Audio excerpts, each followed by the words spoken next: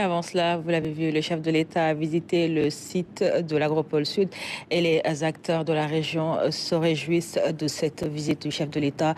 Ils ont toutefois formulé des attentes pour le développement de la filière Abdoulaye Sinkharé. L'anacarde fait partie des moteurs de l'économie de Ziguinchor.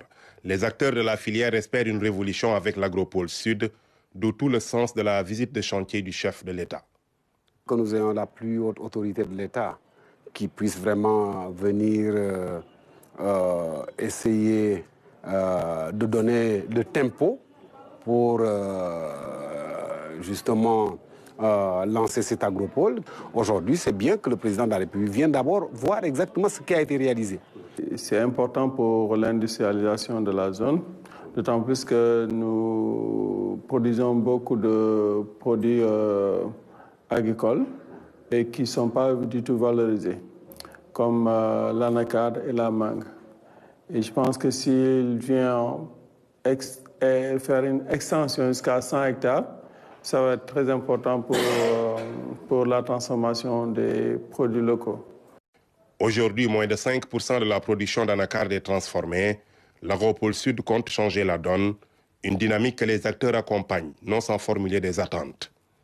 Nous, en tant qu'acteurs, on est très heureux, c'est des attentes. Maintenant, ce que nous voudrions, c'est que vraiment qu'il y ait des assises ou qu'il y ait une autre forme de cadre qui permet vraiment de mettre à nu tous les problèmes liés à l'anacarde, liés aux autres filières. Nous attendons aussi qu'il y ait vraiment un travail à la base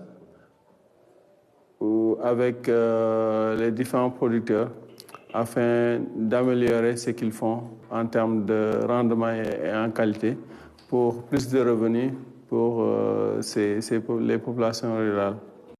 Certains pensent déjà au marché. Comment écouler les importantes quantités de produits transformés qui vont sortir de l'agropole?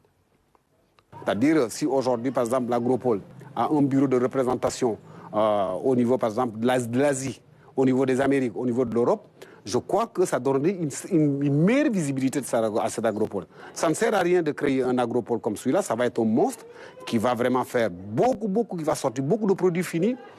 Il faudrait qu'on arrive justement à pouvoir commercialiser ces produits finis pour qu'on puisse avoir des retombées économiques sur la région.